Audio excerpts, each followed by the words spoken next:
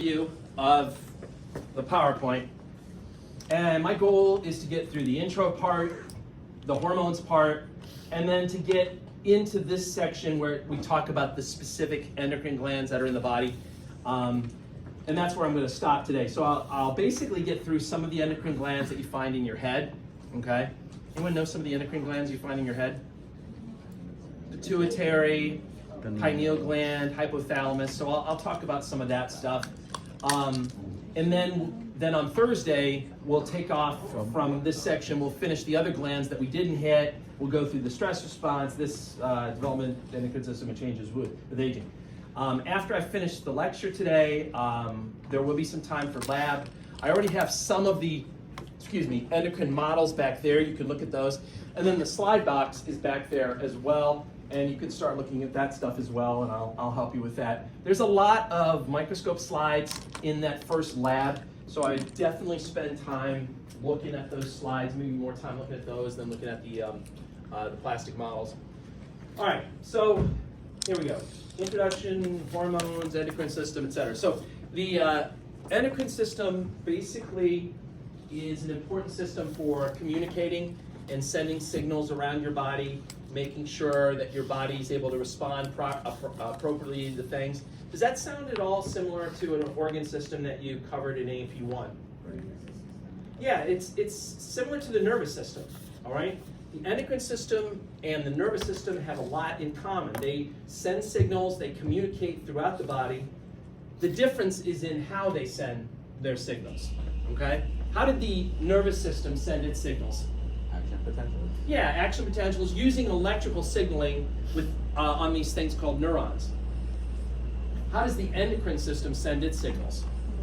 Using hormones. Hormones are chemical messengers that most of the time you have to put into the blood, and then the blood carries them someplace in the body, and then they have some effect someplace else in the body, okay? Who do you think sends their signals faster, the nervous system or the endocrine system? The nervous system's a lot faster. Electrical signaling is a lot faster than putting a hormone in the blood. Then you got to wait for it to get to where it is goes, et cetera, et cetera. Which system do you think has effects that last longer? Endocrine. The endocrine. It's very easy to shut off electrical signals very quickly with the nervous system, right? Remember, it's all about, you may not remember this, but for many people, it was all about getting that neurotransmitter out of the synaptic cleft, and that happens very rapidly. For the endocrine system, the effects last a long time because once you put a hormone into the blood, it can stay in the blood for a while, and it can take a while to get the hormone out of the blood because either the kidney has to process it and get rid of it in your urine, or the liver has to process it and get rid of it in your GI tract, and that can take a while. And as long as those hormones are circulating in your blood, they will continue to have an effect, okay? So, nervous system, fast signaling, effects that are short-lived. Endocrine system, slower signaling, but the effects last longer. The two systems are so similar that a lot of AAP books will actually just combine them into one system and call it the neuroendocrine system, right? Next, we'll talk about hormones. Hormones are the chemical messengers, and we'll talk about two different ways that you can classify hormones.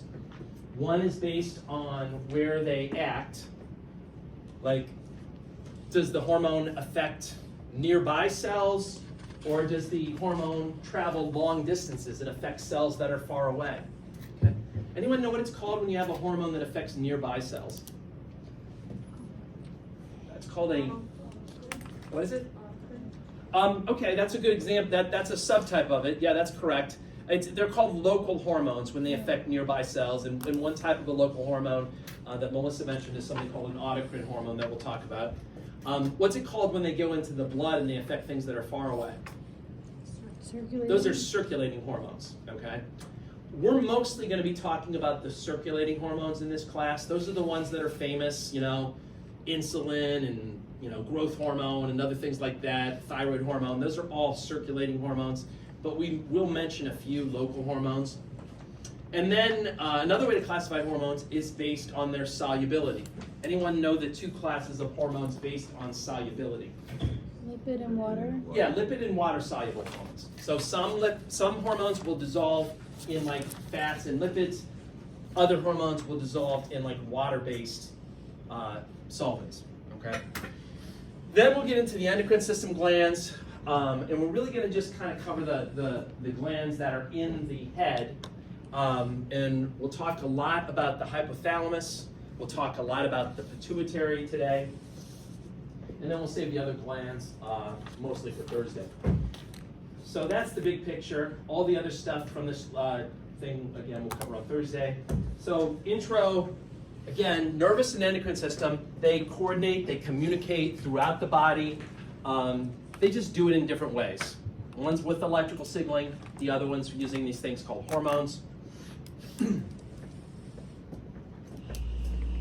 Now, just to take a step back, this is something you learned about in A&P 1, and that's the concept of there are two major types of glands in the body. There's exocrine glands, and then there's endocrine glands.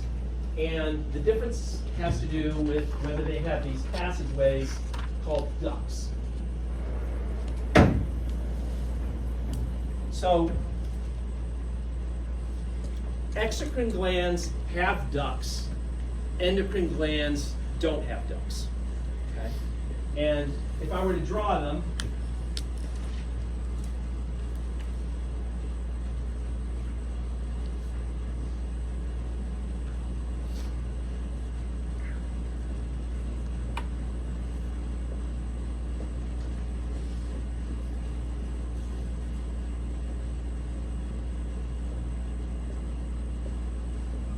sorry, I just have to draw in my nuclei. Don't mind me.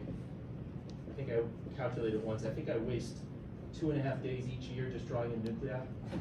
All right, anyway, that's an exocrine gland.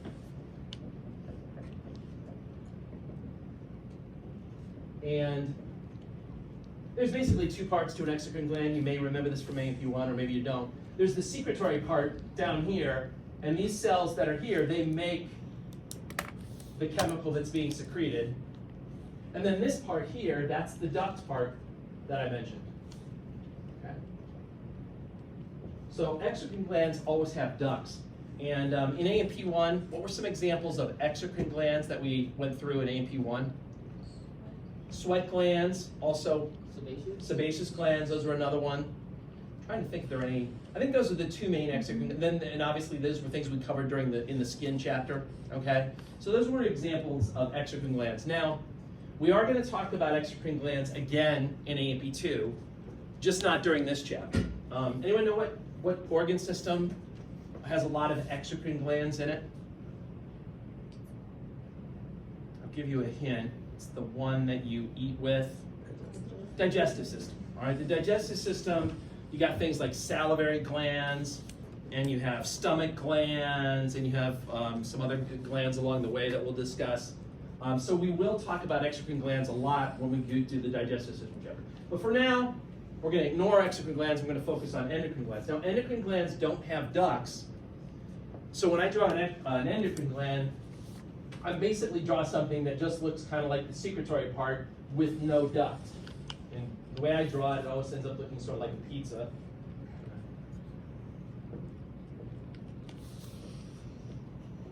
All right. So these would be the secretory cells, and so there's no duct. And they secrete their materials out into kind of the interstitial space like this, and then they rely on nearby blood vessels that are running through the tissue to basically pick up the secretion and then carry it someplace in the body. Okay? So that's an endocrine gland.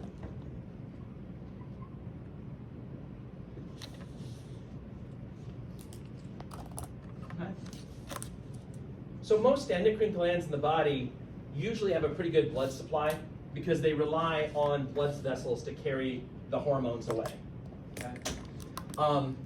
Any questions about the two types, exocrine and endocrine glands? We're pretty good with that? All right. So let's talk about some of the things that hormones do. There's a lot of different hormones that you guys are going to learn about. And here are some examples of some of the things that they do. One of them is to balance the composition and volume of body fluids. So having the right amount of body fluid, which means having the right amount of water and then having the right amount of things like sodium and chloride, that's really important for you to survive. You got to have the right amount of body fluid, and there are hormones that control your body fluids. Anyone know some examples that control of hormones that control your body fluids? ADH is a great example. That stands for antidiuretic hormone. Actually, that reminds me of something I wanted to tell you guys, and I forgot to tell the class this morning. Oh well. The 11 a.m. lecture is always better because I remember things I should have said. Anyway, what I want to tell you is there are a lot of abbreviations in this chapter, okay? And it's easy, I think it's easier to say the abbreviations because sometimes they're pretty long words. However, for you guys that are just learning it, I think it's good to sort of take a step back every now and then and remind yourself what all these abbreviations actually stand for. So, he mentioned ADH. ADH stands for antidiuretic hormone. Until you're comfortable and you really know these things, maybe repeat to yourself what they mean. On the lecture exam or on the final exam, there will be abbreviations, but come up, if you need to, come up and ask me during the test, what does this stand for? I will tell you. I don't have a problem telling you what the abbreviations stand for, okay? Anyway, because there's going to be a lot of them. Anything else, though? So you mentioned ADH. Are there any other hormones that you can think of that regulate the composition and volume of your body fluids? Well, there are, or else I wouldn't ask it. Anyone think? There's another one that starts with A. It rhymes with baldosterone. Aldosterone. All right, good. Aldosterone is another one. Then there's one called atrial natriuretic peptide. Okay. These all regulate your body fluids. Regulate metabolism and energy production. Anyone know the main hormones that are responsible for controlling your metabolism? I'll give you a hint. They come from a gland that's in your neck. Thyroid. Okay, the thyroid hormones are really important for controlling metabolism. Metabolism, if you don't remember from A&P1, it's basically the chemical reactions that are taking place in your body. And the more thyroid hormone that you have, the faster your metabolism is.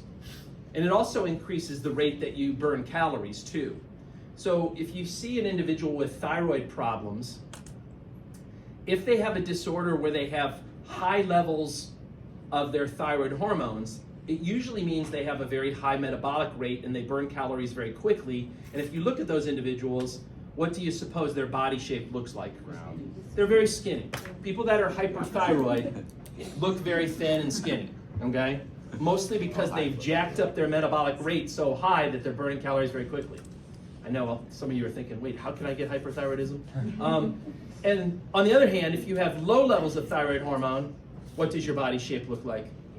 It tends to be overweight, right? You tend to put on the weight more easily because your metabolic rate is lower, okay? Direct the rate and timing of growth. Anyone know the main hormone that's in charge of controlling your growth?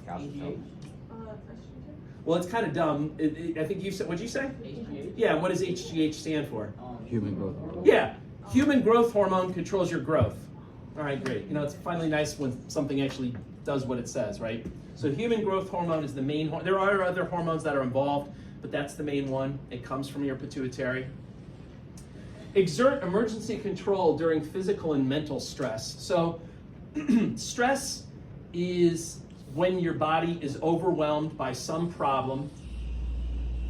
The problem could be different things. It might be like an overwhelming infection, or it might be like severe blood loss, hemorrhage, might be a trauma situation, it might be starvation.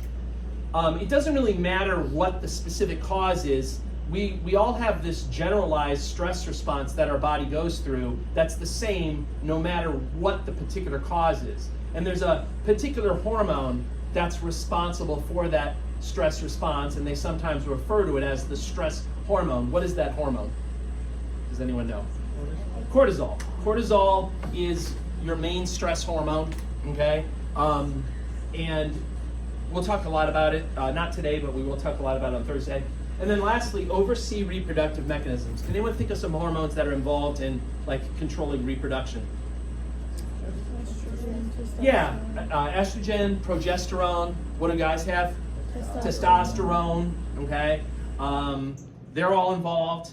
But then there's a whole bunch of hormones. Those are like the famous ones that everyone thinks of. There's also, bless you, there's also a whole bunch of hormones in your head, such as follicle stimulating hormone, luteinizing hormone, gonadotropin releasing hormone. There's a whole bunch of other ones too. So it's actually very complicated. And this is the question that Emma was asking about. I think this is the reason why we jump from chapter 18 to 28, is because the hormone should be fresh in your mind, and then we make the leap. Actually, that reminds me of something else I wanted to say too. Spend some time really getting to know this chapter and learning it very well, because as it stands now, there are a ton of questions from this chapter on the final exam. The final exam has 150 questions, and just like A&P1. But unlike A&P1, it's not an even split between the chapters. Now, it's possible that we could revise the final exam before you guys take it, and I'll obviously let you know if that happens. But as it stands now, it's very lopsided. And I can tell you, chapter 18, the endocrine chapter, it has like 36 questions on the final. That's a lot. When you think that there's 150 questions and 36 of them are coming from one chapter, that's pretty lopsided. But then there's other chapters, surprisingly, that have barely any, like the heart chapter. There's like 5 questions from the heart chapter. Really? It's very lopsided. Yeah. Yeah, I bet you. Really? Yeah, I know, right? You're probably all over that, right? All over that one. So it's kind of, it's kind of crazy that way. All right, endocrine system includes the pituitary, thyroid, parathyroid, adrenal, and pineal glands. So those are some of the, I guess, more famous ones. Where do you find the pituitary in your body, if you had to point to it? Yeah, it's up in your, it's up in your head, right? Remember it, what does it hang underneath? The hypothalamus. It's hanging underneath the hypothalamus. Anyone remember the name of that Turkish saddle where the pituitary sits? Yeah, remember the sella turcica, right? It's part of the sphenoid bone. It sits there, right?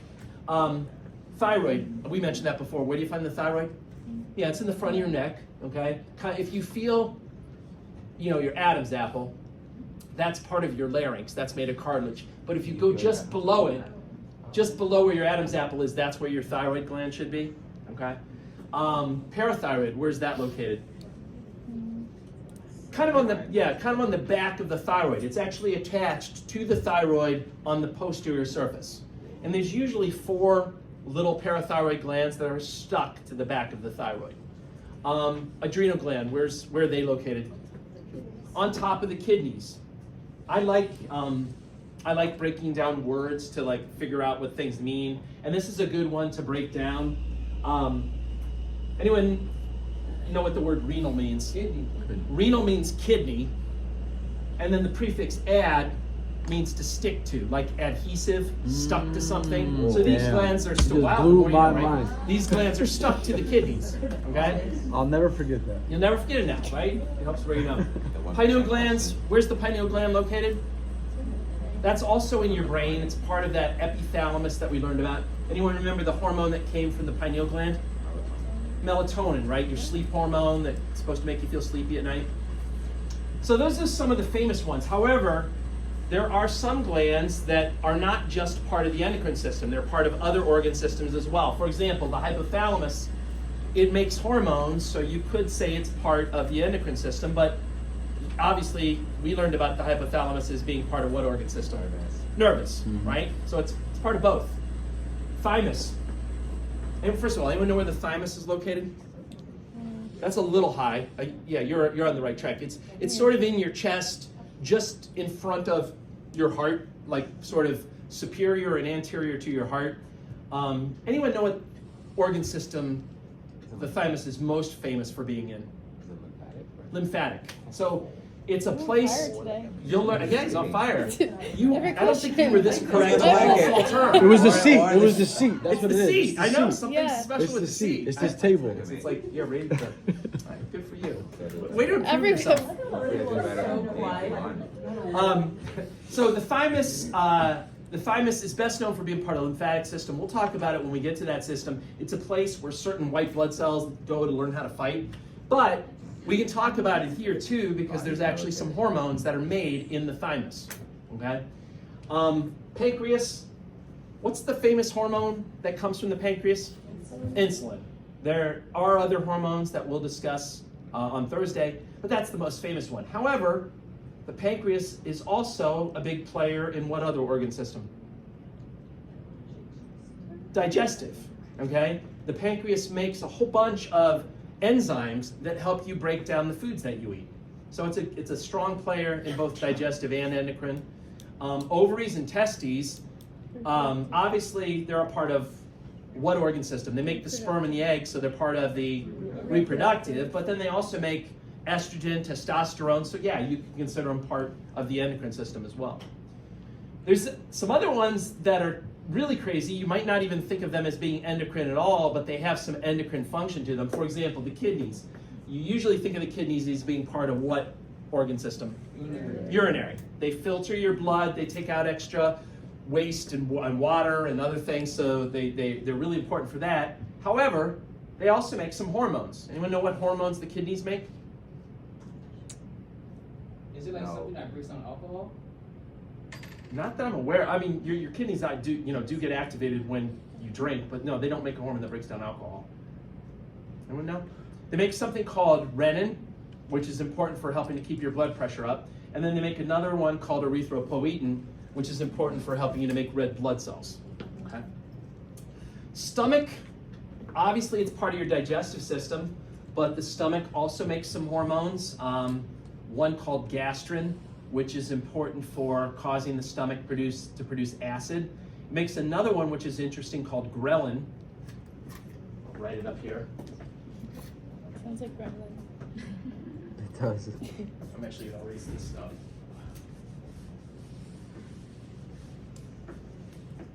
So, it's spelled like this. Ghrelin. Anyone know what ghrelin does? Does it tell your brain to full? Just the opposite. You're hungry? It makes you feel hungry. So ghrelin is a hormone that makes you feel hungry. It's an appetite stimulant. Okay. So ideally, what happens is when it's been a while since the stomach was filled up with food, the stomach will naturally start producing more and more ghrelin. That'll go up to your brain, and you should start to feel hungry. Yeah. Were you gonna say something? He kind of said it, but that's what Ozempic shuts off, kind of, right? I believe so. Yeah, I don't know all the pharmacokinetics and stuff of Ozempic, but yes, I think that's in part how it works. Yeah, the leading cause of pancreatitis is Ozempic. Oh, absolutely. Yeah, Everything. My boy disappeared, yo. I took that shit disappeared. Wait, it's supposed to make you not eat, or you're saying it gives you can give it to people to make them hungry, like when they're not eating. Okay. Yeah, maybe it might be working on that by causing the release of that, or maybe it's a chemical. I'm not familiar with that, but maybe it's a chemical that's designed to look like that so that it stimulates the same receptors, like something like that. Liver. Liver's a part of your digestive system. The liver also makes hormones that play a role in growth. I'll talk about those hormones in a moment. Small intestine, part of your digestive, but it makes some hormones that control the stomach, that control the pancreas, and do some other things. Skin makes some hormones that can control the blood vessels that run through the skin, that cause the blood vessels to constrict or dilate. Heart is clearly part of your cardiovascular system, but the heart actually produces a hormone called atrial natriuretic peptide.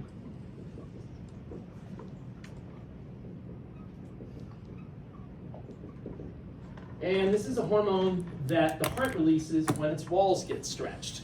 So if your blood pressure is too high, it will stretch the walls of the heart, and the heart responds by releasing atrial natriuretic peptide. This goes to your kidneys, and it makes you pee more. By peeing more, you take more water out of your blood, which reduces your blood volume, which in turn reduces your blood pressure. So this is a great hormone for reducing your blood pressure when it's too high. Okay. And then the placenta. What's the placenta? Uterine lining. Yeah, baby's life support, or it's kind of like the interface between the baby and the mom, right? It's the barrier, if you will, that separates the mom's blood from the baby's blood, but still allows the mom to like provide nutrients to the baby and take away waste products. But you know, in addition, so it's considered like part of the reproductive system, but it also makes hormones that are important to keep the pregnancy going, and so it has endocrine function to it. This is a diagram. There's a, you know, make sure you're comfortable with this picture and you can identify like where these different glands are and things. Like I said, today we're mostly going to stick up here in the brain area and focus primarily on the hypothalamus and on the pituitary gland. But first we're going to talk about hormones in general. Any questions about the intro section that you want clarification on? Anything from the intro section? All right, so hormones are basically, you can call them mediator molecules, or I like to call them chemical messengers. And that's kind of what they do. They carry a signal to some place in the body, and then they tell that, you know, that other area or those other cells to do something. Okay.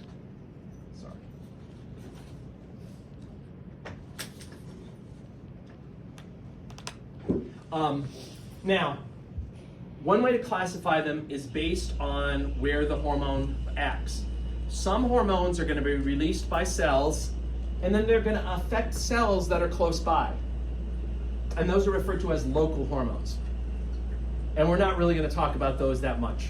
Other hormones are more like my picture I drew over here, where they're released by a bunch of cells, and then they're picked up by a blood vessel that's nearby, and then they're carried someplace far in the body, and then they have some effect someplace else. And those are referred to as circulating hormones, and we're going to talk a lot about circulating hormones. Now, just to mention the local hormones very quickly, and this was something that Melissa brought up, there are two subtypes for local hormones, autocrine hormones and paracrine hormones.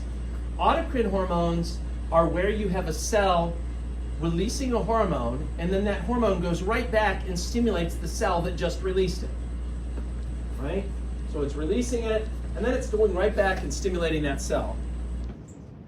I don't know why we're designed to do it that way. Honestly, to me, it seemed like kind of like extra effort. You know, it's like, why not just like tell yourself internally, like, why did you have to like show off and release something only to have it come back? You know, like, why couldn't you just communicate inside yourself? I don't know. But we do see examples of that when we talk about like white blood cells and how they turn themselves on during an immune response. Okay, so that's going to come up in the lymphatic system chapter.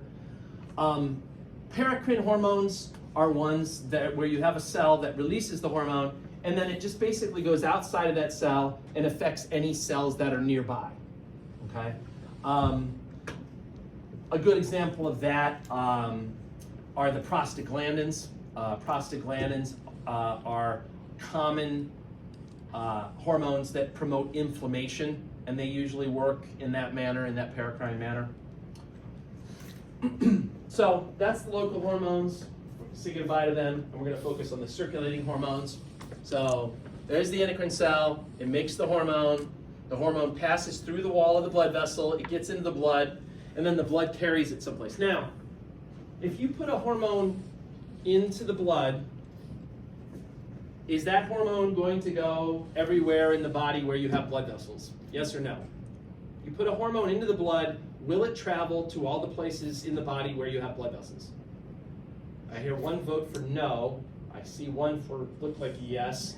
Anyone want to settle that dispute? If you put a hormone into the blood, will it go to every place in the body where there are blood vessels? Well, if it travels by the blood, yeah, I assume so. Sure. Yes. Yeah, the answer is yes. If you put a hormone into the blood, it's going to go every place in the body where there are blood vessels. Now, my second question is a little bit different. Will it affect every single cell in the body? No. Even though it's going to go every place in the body, it will only affect those cells that have receptors for it. So there is some selectivity or specificity, okay? Just because you put a hormone in the blood and it goes every place doesn't mean that's going to affect every single body cell. It will only affect so-called target cells that have a receptor for that particular hormone. So for example, you take some hormones like follicle stimulating hormone or luteinizing hormone. Those are hormones that come from the pituitary gland. They're put into the blood, so that means they're going everywhere, but then they basically only affect like the ovaries and the testes, because those are the only places where you have target cells that have receptors for those hormones, okay? Versus, you look at a hormone like your thyroid hormones, they come from the thyroid, you put them into the blood, they go every place, and pretty much every body cell has a receptor for the thyroid hormones, so almost all body cells are going to be affected by those ones. It just depends on where the target cells are located. Now, that's one way. So local versus circulating. That's one way to categorize them. The other way to categorize them is based on whether they're lipid soluble or whether they're water soluble. Okay? Do they mix in a lipid solution or do they mix in a water solution? Who cares? Well, I don't know. It does affect how they will work. It does affect where you find their receptors. Okay? When you have a hormone that is lipid soluble, the receptors for that hormone are usually inside of the target cell. And that's because lipid soluble hormones have no problem passing easily through the cell membranes and getting inside of the target cell. Going way back to AMP1, chapter 3, the cell chapter. What is the main substance that makes up any cell membrane? The phospholipid bilayer. And that's made of phospholipids. And that phospholipid bilayer will pretty much allow lipid-soluble hormones to pass easily through it. So lipid-soluble hormones have their receptors inside the target cells. In fact, most of the time, the receptors are actually located in the nucleus. Okay, remember the nucleus is surrounded by this thing called the nuclear envelope, which is also made up of lots of phospholipids. So not surprisingly, it's pretty easy for these hormones to actually get all the way into the nucleus, and then they find the receptor inside the nucleus. Now, what they actually do when they're inside the nucleus, I'll tell you about that in a second, but just be aware that their receptors are usually in the nucleus. Water-soluble hormones, they have a problem. They can't get into the target cell. They can't pass through the phospholipid bilayer. So for that reason, their receptors have to be located on the surface of the target cell because they're not getting inside. Okay. Downregulation and upregulation. This refers to changing the number of target cell receptors for a particular hormone. And when you increase the number of target cell receptors, you make cells more sensitive to the effects of a particular hormone, and that's referred to as upregulation. And then when you decrease the number of target cell receptors, you make the target cells less responsive to the particular hormone, or less sensitive to the particular hormone. And just depending on different circumstances, your body could do either. It could do upregulation, could do downregulation.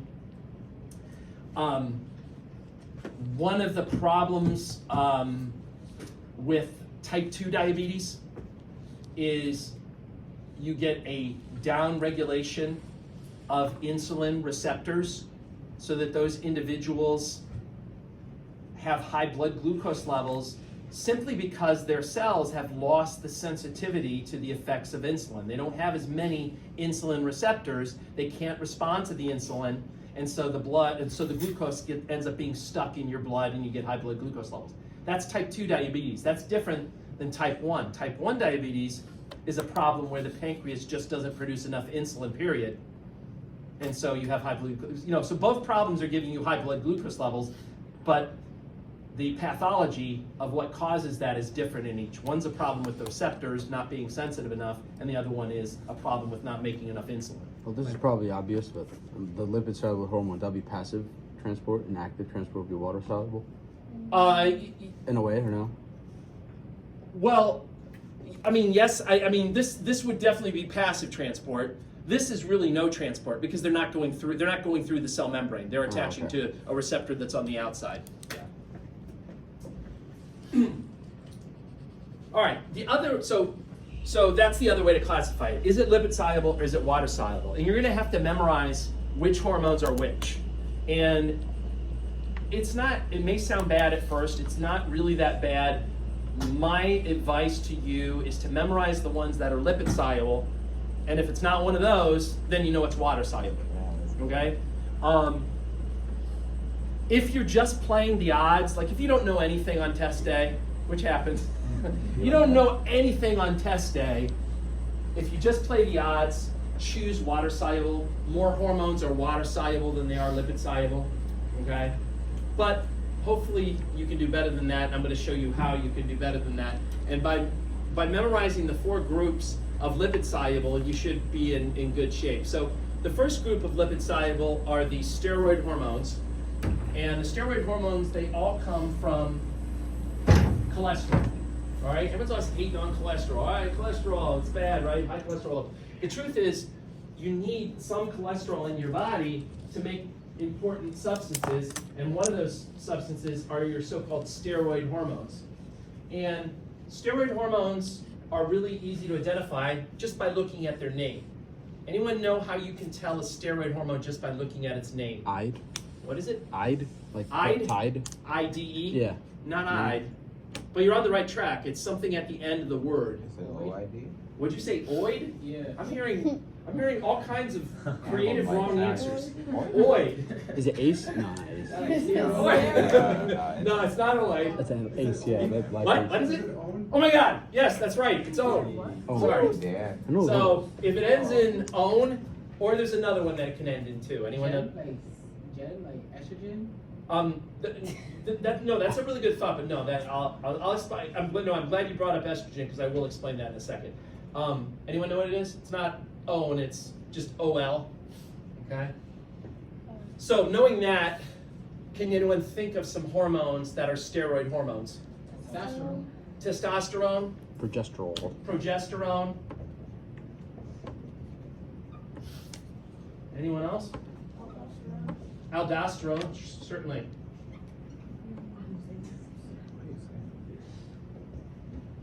I don't have any O's.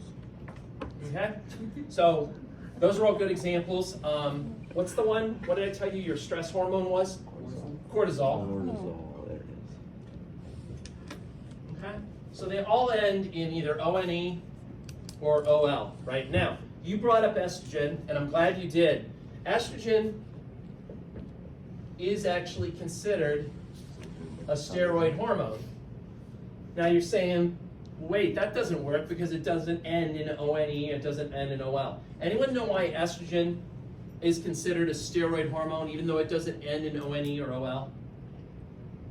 That's science. Would you say it's science? Yeah. That's just how it is, they're just being But jerks. isn't it made from testosterone? It can be, that's true, but that's not the reason here that I'm trying to give you. Anyone know? It's because estrogen is a name of a family of hormones. It's not the name of one hormone. It's the name for a group of hormones.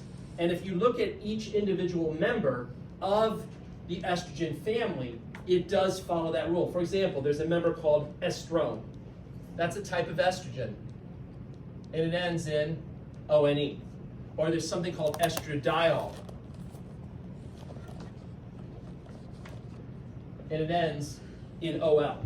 Okay? So it does follow the rule, it's just that that's a family name, not a specific hormone name.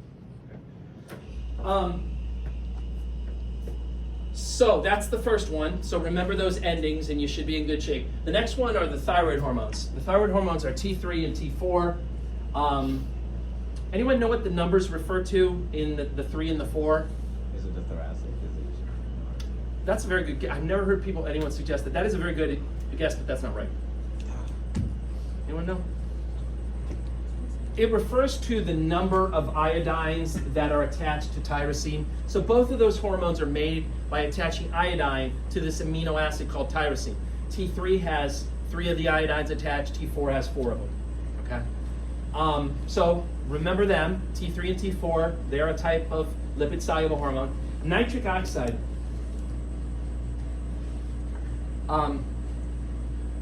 Sorry, this just reminded. So nitric oxide is abbreviated NO. Okay. Sorry, I'm going to do a small digression. This will take no longer than 15 seconds. This is a organic chemistry joke. I'm just giving you a warning here. Okay. Is there? No. No. No. Who? Anyone know what this chemical here is? No. No, this is a birth control pill. No. It says no in 6 positions. I'm sorry.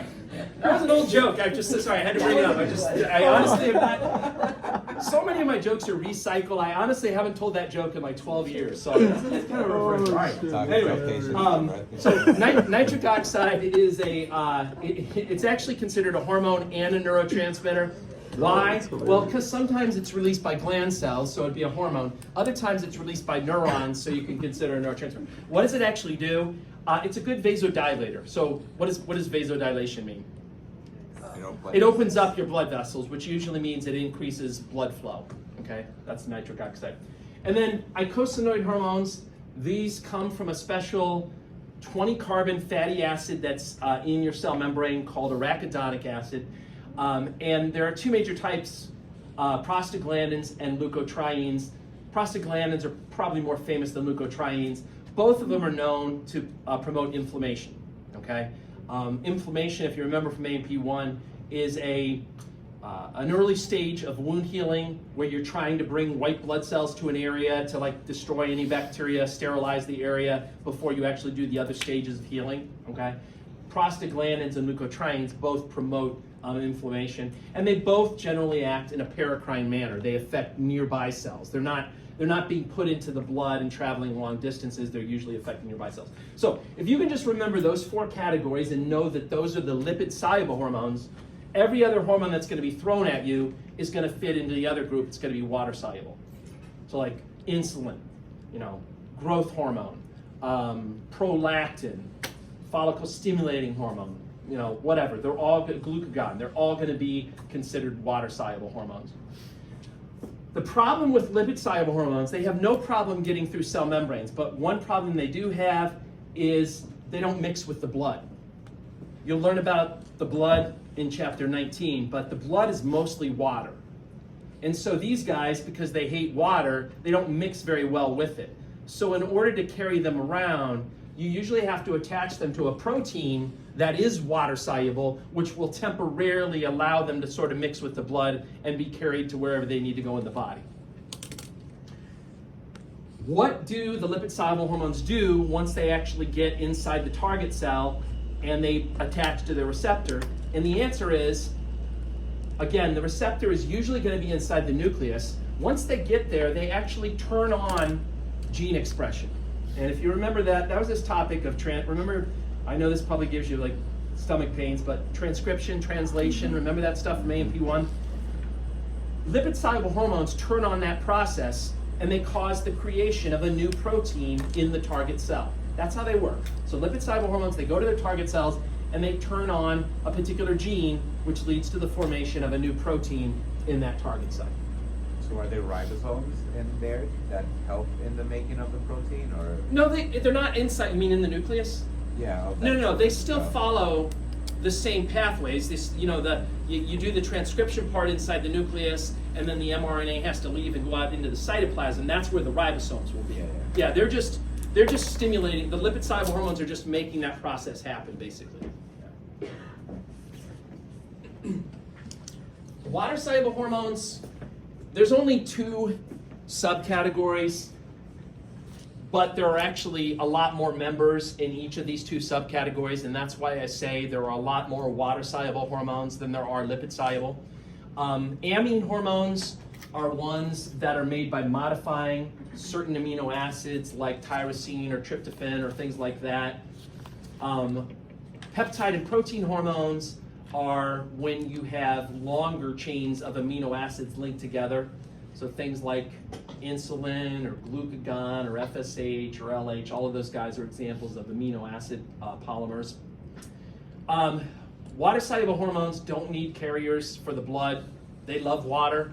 The blood's mostly water, so they don't need carriers. They do have a problem getting through cell membranes though. So for them, like I said, their receptors are on the outside of the target cell. And what happens is they bind to the receptor on the outside, and then that binding causes the formation of a different chemical inside of the target cell. And that new chemical that's being formed inside the target cell is referred to as the second messenger. So the water-soluble hormone itself, if you want to think of it, it could be considered the first messenger, but it can't get inside the target cell, but simply by binding to the receptor, it will cause the second messenger to form. The second messenger is usually a chemical called cyclic AMP, and once you have this second messenger, it's going to go around the cell turning on and off various enzymes. And if you remember, enzymes are super important substances that speed up chemical reactions in your body. And you've got thousands of different chemical reactions in your body. Almost every single chemical reaction has an enzyme that's responsible for making it happen fast enough so that you can survive. Most of those enzymes have on-off switches on them. And by flicking on an enzyme, it'll make the reaction happen. By turning off the enzyme, it'll basically stop the reaction. Cyclic AMP goes around to all those on and off switches and flicks them in whatever direction. And by doing that, that's going to fine-tune exactly what reactions are taking place in the target cell. So water-soluble hormones work by changing the biochemistry of the target cell, changing what reactions are actually taking place in the target cell. Okay? So lipid-soluble, formation of new proteins. Water-soluble, it changes the chemical reactions that are taking place. All right, last one, and then I think I'm going to let you take a break.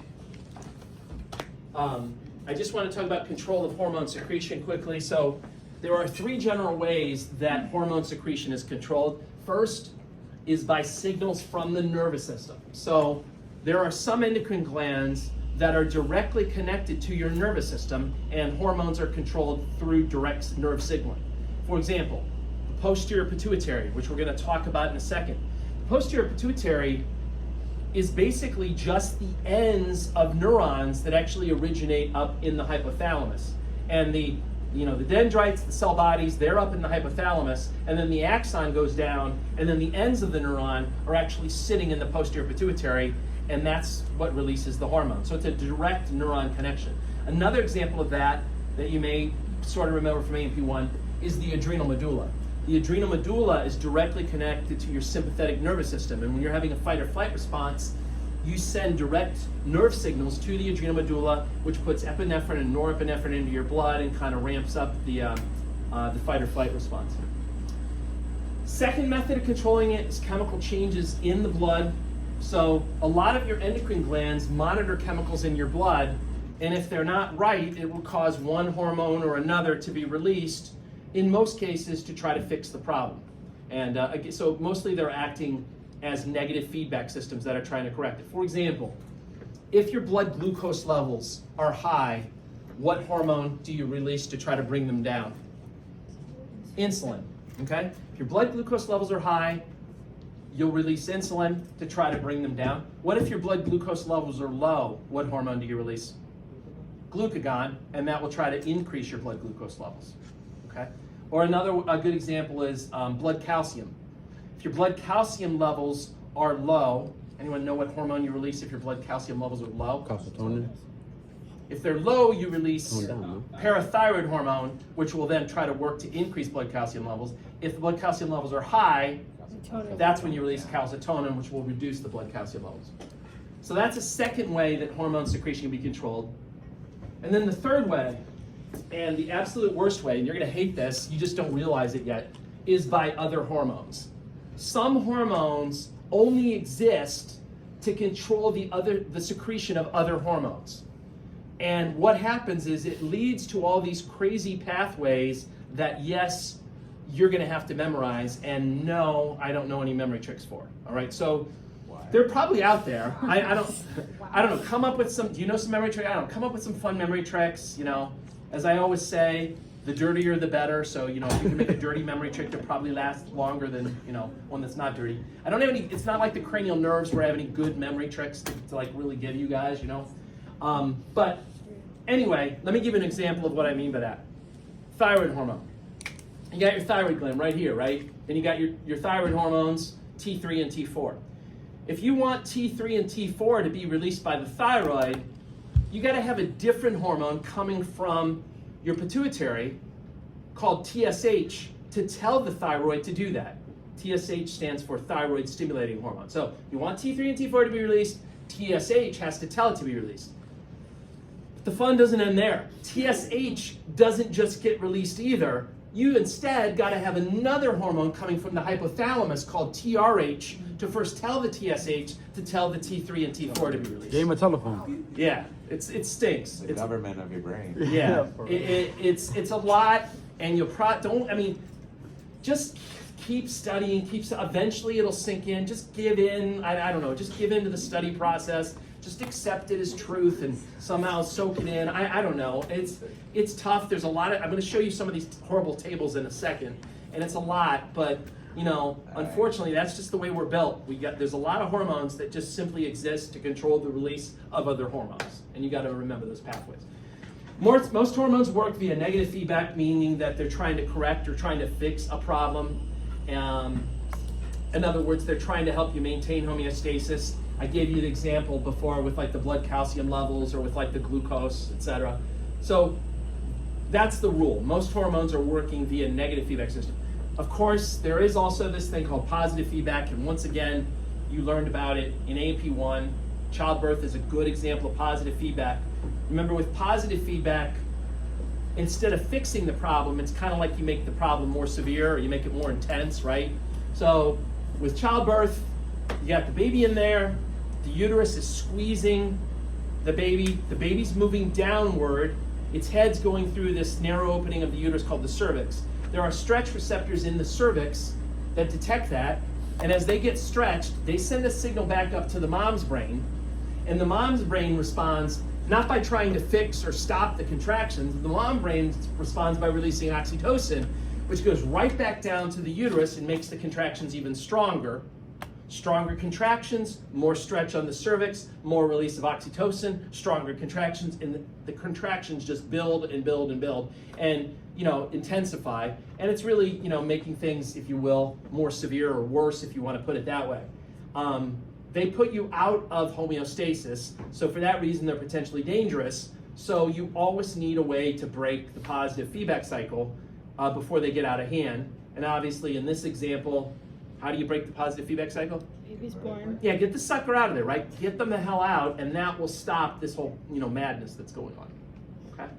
All right, go ahead, take a 10-minute break, and then there's a little bit more I have to get through, and then we'll do lab stuff. I'm not really going to get very far. I'm just going to really talk about the hypothalamus and the pituitary, and then when we're done with that, then we'll do the lab stuff. So hypothalamus and pituitary. Hypothalamus, as I said, it's a member of both the nervous and the endocrine systems, and it's getting input from a lot of other different brain regions like the thalamus, the reticular activating system, and the limbic system. And then it's releasing hormones, and it's making connections with the posterior pituitary, and it's doing all this other stuff that impacts the body. What was the, going back to AP1, what was the limbic system in charge of? Emotions. And then, this is the reason why, your emotions can have physical impact in your body by affecting the hormones that are released, especially cortisol. It can have a physical effect on your body. Stress, psychological stress, can, impact your body. Now, a long time ago, I don't know, maybe 50 years ago, they used to call the pituitary the master gland because they thought it controlled all the other glands in the body. But then people looked a little bit further, and they realized that the pituitary was just taking orders from the hypothalamus. So the crown for master gland kind of moved from the pituitary over to the hypothalamus, and now it's considered the master gland. There's a close association between the two. Obviously, the pituitary hangs underneath the hypothalamus on a little stalk that's called the infundibulum, and then the pituitary sits in that part of the sphenoid bone called the sella turcica. Another name that they throw out sometimes for the pituitary, it's kind of hard to say, but they call it the hypophysis, which to me always sounds a lot like the word hypothesis, right, with the TH. There's two parts to the pituitary, the anterior pituitary and the posterior pituitary, or if you want to refer to them as the adenohypophysis and the neurohypophysis. These names are they're actually pretty good names to remind you sort of what's in them. The anterior pituitary has glandular tissue that produces hormones in it. And the prefix adno actually means like gland-like or glandular. Whereas the posterior pituitary, honestly, all it is the ends of neurons that have originated in the hypothalamus. So that's how it got the nickname neurohypophysis. In terms of size, the anterior is a lot bigger than the posterior. The anterior is like 75% of the total weight, and then the posterior is 25%. One of the things you're gonna have to do in lab today is you're gonna have to look under the microscope and tell the anterior from the posterior pituitary. And I will just tell you one clue is, well, first of all, on most of the cuts that you'll see, the bigger part is gonna be the anterior part. Bless you. Thank you. The smaller part's gonna be the posterior pituitary. In terms of staining characteristics, usually the anterior stains more darkly, either like a dark reddish or a dark purple, and then the posterior is more faint and kind of washed out, so a lighter pink or a lighter purple, okay? Just a tip, and I can help you with that in lab today. So, anterior pituitary, it's glandular. Anterior pituitary is the pain in the butt. I'm just gonna say it, it's just how I feel, I gotta get it off my chest. The anterior pituitary sucks, and the reason why it sucks is because there are 7 hormones to memorize, number 1. And then number 2, those hormones from the anterior pituitary will only be released if you have another set of hormones that tell it to do so coming from the hypothalamus. So it's very complicated, the association between the hypothalamus and the anterior pituitary. It's a hormone signaling mechanism between the two of them.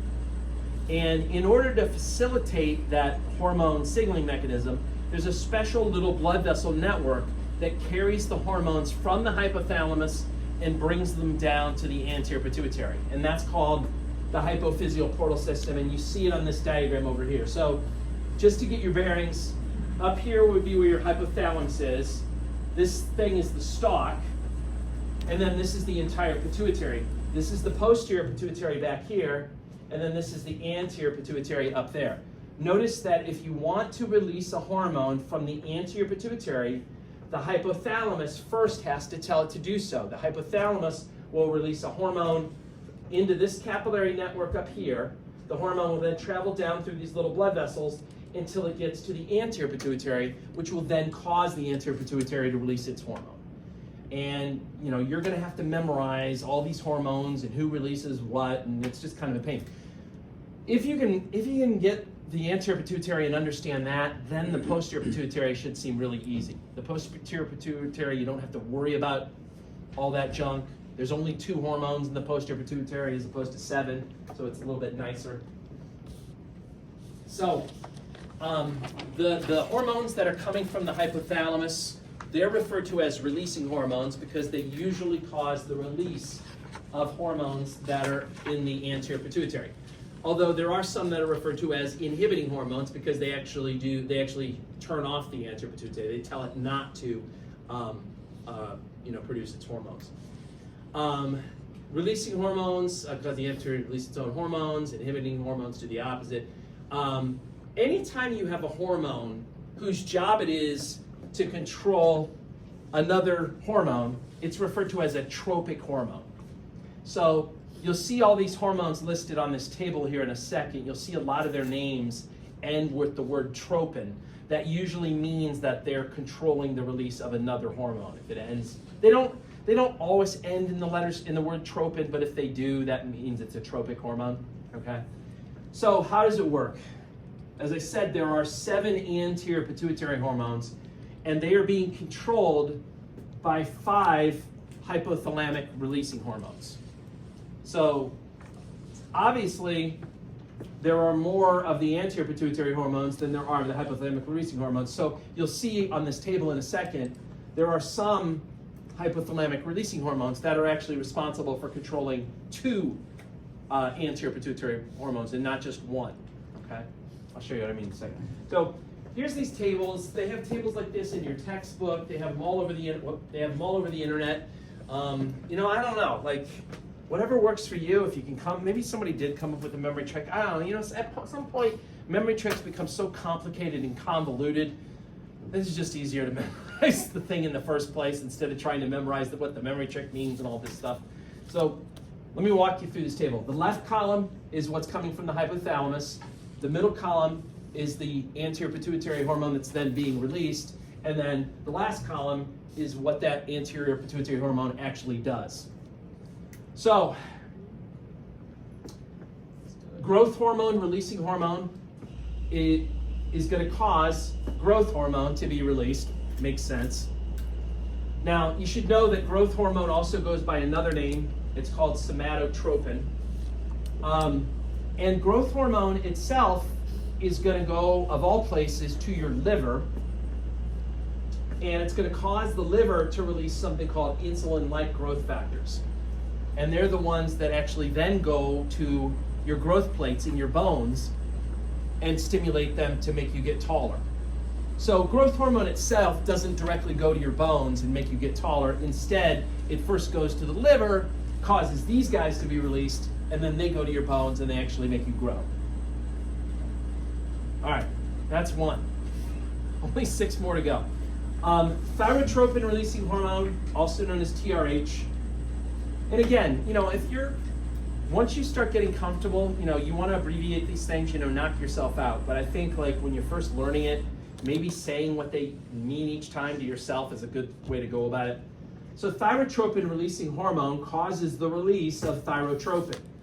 What's thyrotropin? Well, thyroid stimulating hormone is thyrotropin. So thyrotropin or thyroid stimulating hormone means the same thing. So it begins with the hypothalamus putting this guy out.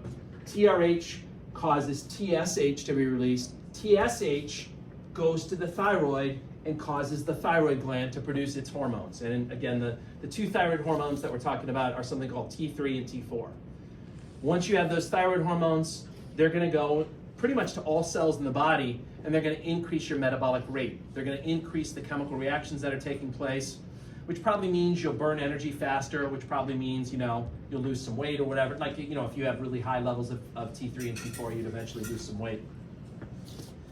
Prolactin releasing hormone, not surprisingly, causes prolactin to be released by the anterior pituitary. Prolactin stimulates breast growth and development of the mammary glands. So I'll talk about that here in a moment, but it's basically one of the main hormones, along with estrogen, that's responsible for causing like milk production in a pregnant woman, all right, to get her ready for like breastfeeding.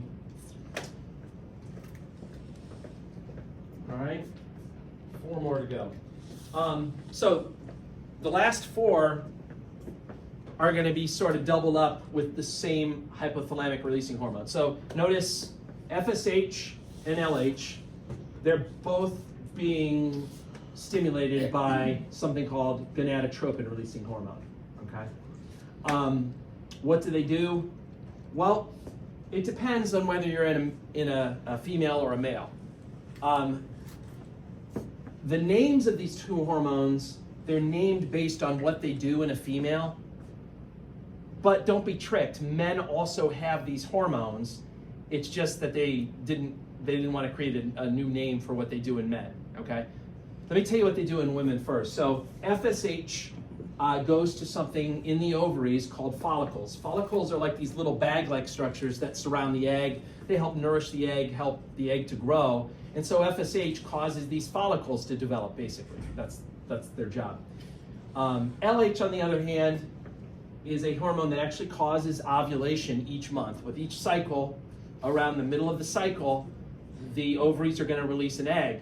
And it's this hormone, luteinizing hormone, that basically triggers ovulation.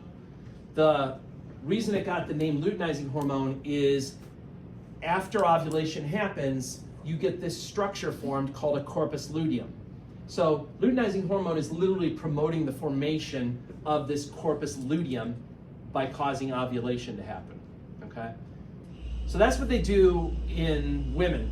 In men, FSH is a stimulator of sperm production in the testes, and LH is a stimulator of testosterone production in the testes. We're going to cover both of these a hell of a lot more in chapter 28 when we get into the reproductive system stuff, so you'll see it again real soon. Then the last 2 hormones, ACTH, adrenocorticotropic hormone, and MSH, melanocyte stimulating hormone, they're both being stimulated by the same hypothalamic releasing hormone called corticotropin releasing hormone, or CRH. Adrenocorticotropic hormone, the name kind of tells you where it's going.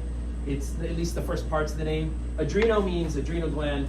Cortico refers to the outer part of the adrenal gland that's called the cortex.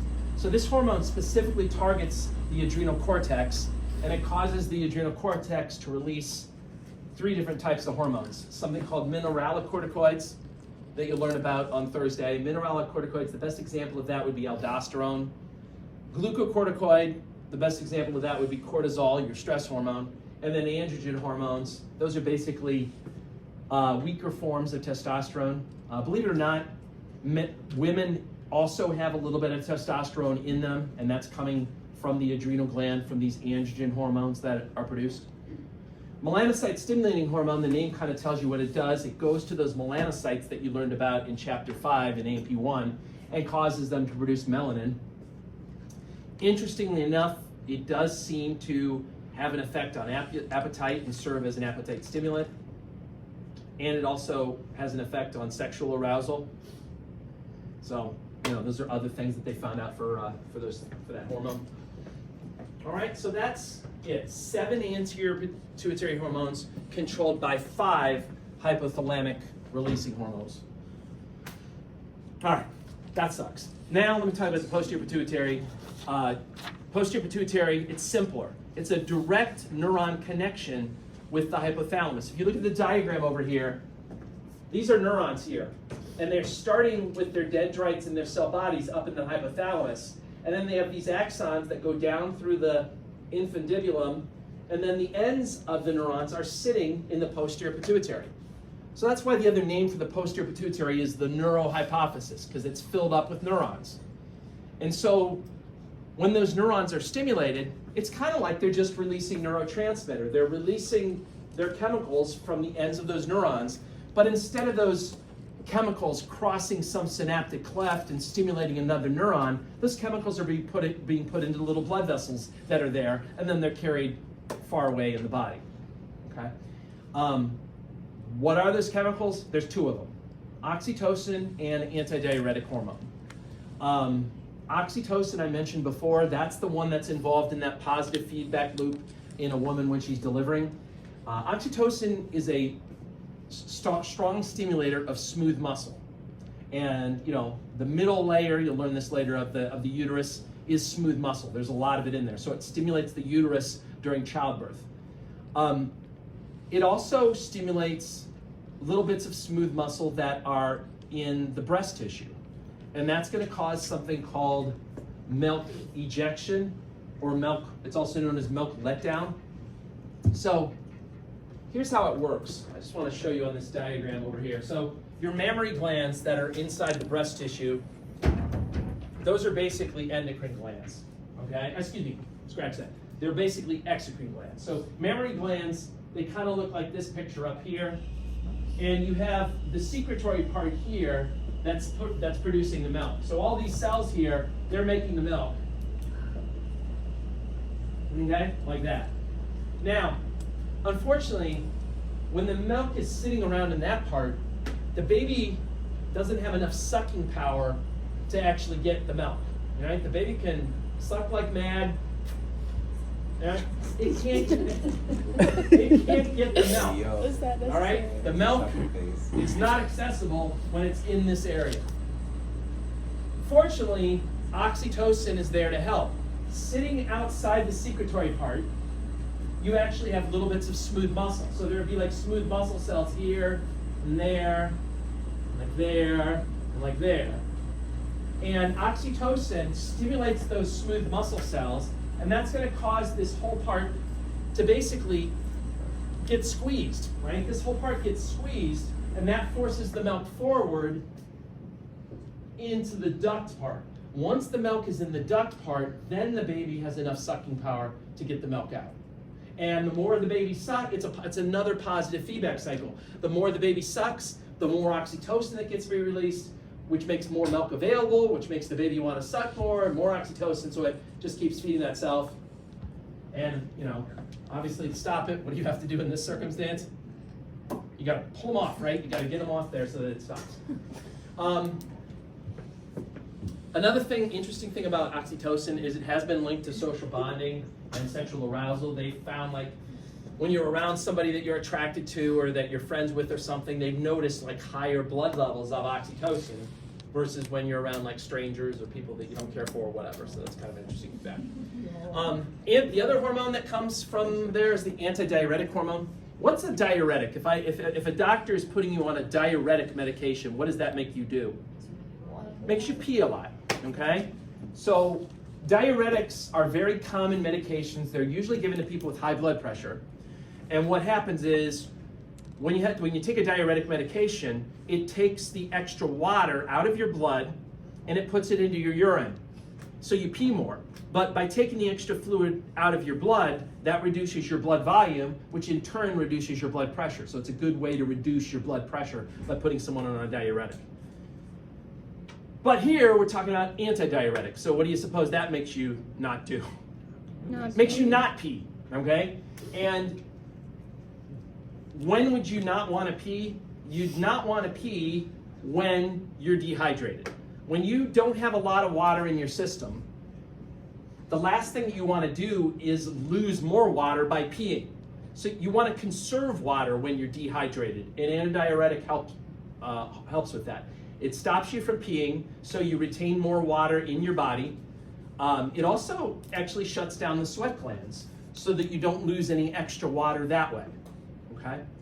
Now, another thing about dehydration, as I was sort of alluding to, is when you're dehydrated, your blood volume is usually low, which usually means your blood pressures are low, and antidiuretic hormone helps to raise the blood pressure not only by causing you to retain fluid, that'll help to bring your blood pressure up, but it also is a direct vasoconstrictor. It actually stimulates the smooth muscle that's in the walls of your blood vessels, causes them to tighten up, and that helps to raise your blood pressure as well.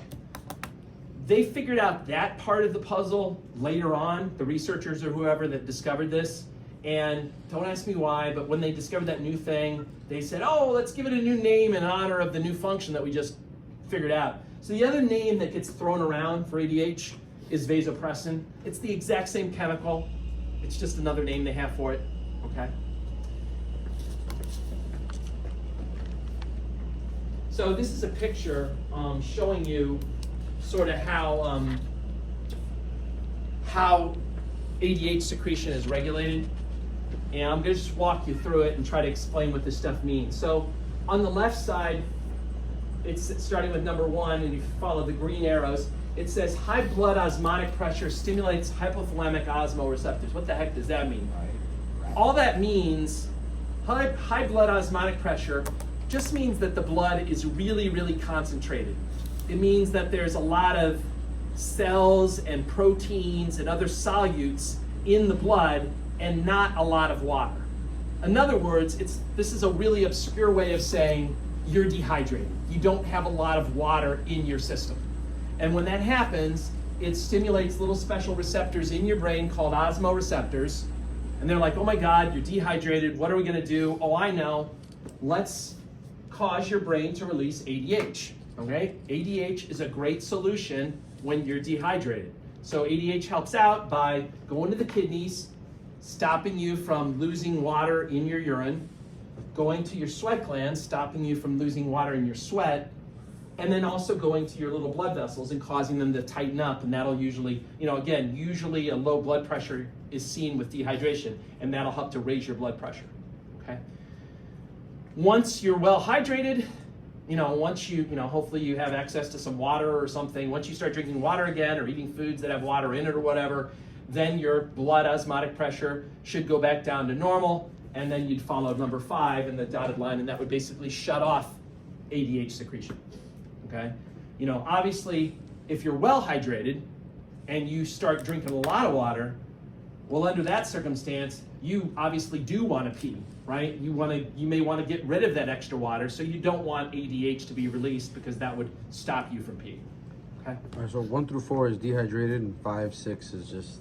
Yeah, 1 through 4 is dehydrated, and then 5 and 6 would be like well hydrated or overly hydrated, like too much fluid on board. Some problems that you can see with the pituitary. God, I can speed this up. All right, problems you see with the pituitary. Acromegalia is a problem of too much growth hormone when you're an adult. You can also have too much growth hormone when you're a child. What do you suppose kids look like that have too much growth hormone as a child? Big heads. What's that? Somebody said it, I I think. said old, but I don't. They look old? Yeah, but I'm probably wrong. No, they don't look old. Really tall? Super tall for their age. All right, you said big head or something. Yeah. It's not like hydrocephalus or anything. No, they just get really tall. Okay, and that's called. They look like a grown ass man. Is that a kid? Hold Wow. on. That's a different. Don't look at this guy. That is a grown. That is a grown ass man. Don't look at that. So that problem when kids have too much HGH, they sometimes call that gigantism or giantism. That's a bad thing. Yeah, it can cause problems. You know, like the tallest man. Like if you go into the Guinness Book of World Records, you look at like the tallest man that ever lived. There's actually a man's college basketball player right now. I think he's 7'9". Well, there's a lot of 7'9" basketball. I mean, he might not have a pituitary problem, but there are some guys that are like 8 foot. I don't know what the tall. I want to say like 8'11" or something crazy tall. That you know, a lot of those people that got that tall, they had, you know, pituitary problems when they were kids and they had too much growth hormone. Now, if you get too much growth hormone when you're an adult, though, are you going to get super tall? No. Why aren't you going to get super tall when you're an adult? Because your growth plates have already fused. Instead, you get a problem called acromegalia, which is what this guy has. Now, you still have areas in your bones where bones are the cells are sensitive to the growth hormone. For example, in your face, in your jaw, in your cheeks, there are cells that can respond to the growth hormone. And if the levels are too high, it'll kind of change your facial appearance. Now, unfortunately, we don't have, or I don't at least have one here, a picture of this guy beforehand. So it's kind of hard to know what he looked like before. But usually what happens is it makes your face more square and less oval. So he has kind of a squared off kind of jawline here, okay, from that. But they're not going to get taller because their growth plates have already fused. Diabetes insipidus is another pituitary problem. This happens when you don't release enough ADH, okay? This is not the same diabetes that people usually talk about. This is not diabetes mellitus. That's your sugar diabetes. That's when you have high blood glucose levels. This is a different problem. Diabetes insipidus is not releasing enough ADH. If you're not producing any ADH, what do you think you're doing all the time? You're spending a lot of your day doing what? Peeing, okay? Your friends call you up, hey, you wanna go out? No, I gotta pee, right? You're 24/7, you're just peeing, okay?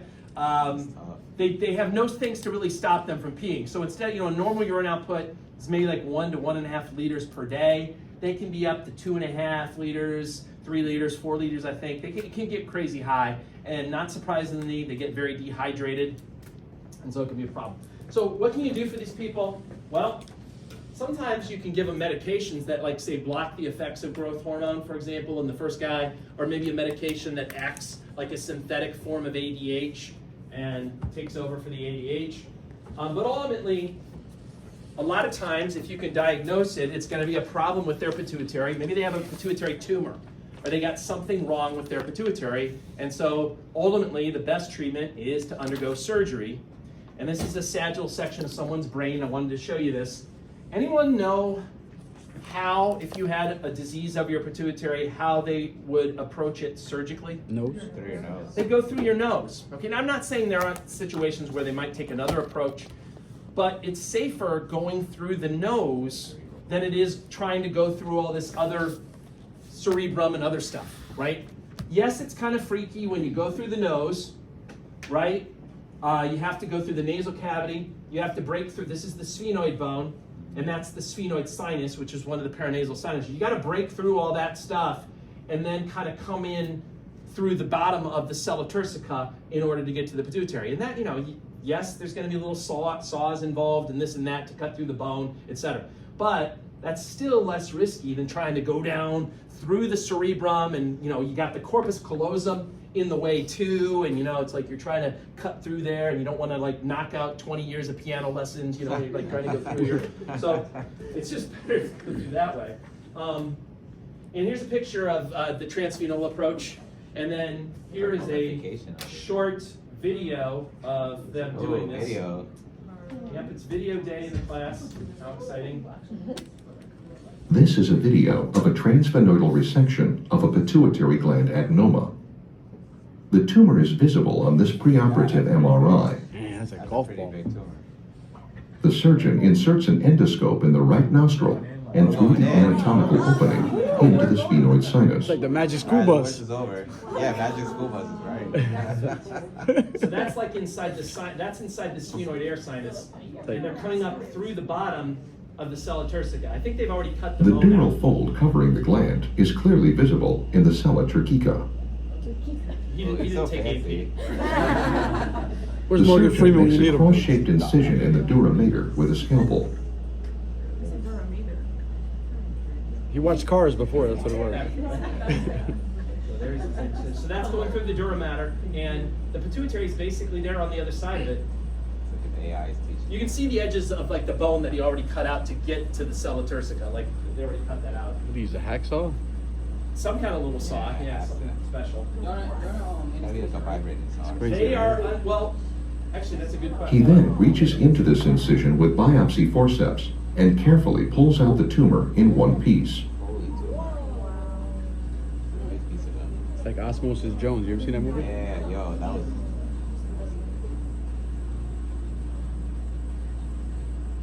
After nipple pop steroids. Yo, that's insane. Oh, wow. Oh, you dropped it. When all tumor tissue is removed from the cavity, the surgeon controls hemostasis.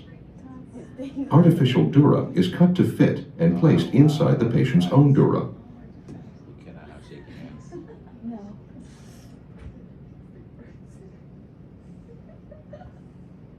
Tissue glue is applied, and the sphenoid sinus is filled with hemostatic sponges. Yeah, man. He's gonna sound stuffy for at least a year.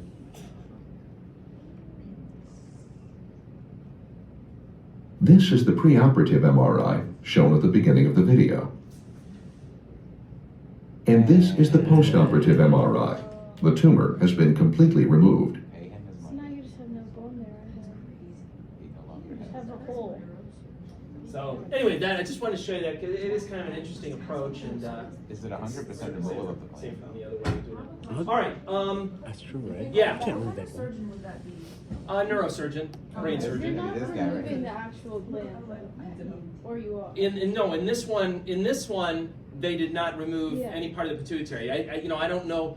Some that may have even been like a benign tumor, like it's not cancer. It's just the fact that because it's in an enclosed area, it compresses and it causes problems. And if it's a benign tumor, chances are it's not that firmly attached, and he can kind of just do what he did there and sort of gently pull it off of the pituitary. Did he leave some of the tumor back in there, it looked like? Or some Did of that? he leave some back? Was there some residual of that back in? Because it looked like when he put the glue on, there was some still. I know. I think that was either just like edges of the dura mater or something like that. Yeah. So, what's that? I tried. Does he get to keep it? Yeah, I don't know. Maybe you can. Sometimes they put it in a jar. I want it guess in a you jar. can ask if you're a weirdo. I Favorite guess. pet. Yeah. I want it. I have friends with that. I want it. With their tumor. No, with their dog's balls, they get requested. All right. And with that note, let me start off the. So I want to do a little bit of the lab. We're kind of running out of time, Yeah, I but. would- a jar in the He was house. power tripping on that.